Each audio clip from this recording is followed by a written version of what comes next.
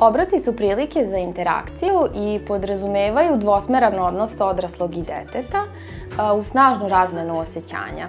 Ta povezanost u ishrani počeva od prvog dana po rođenju deteta i kasnije kroz zajedničko pripremanje hrane, kroz zajedničke porodične rituale i hranu kao vrednost stvara temelj za izgradnju poverenja između odraslog i deteta.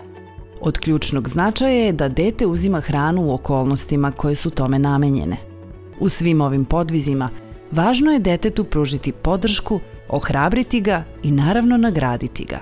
Ne zaboravite, ishrana za dete nije samo čin hranjenja ili uzimanja hrane. To je mali svakodnevni ritual koji donosi snagu, zdravlje i uživanje.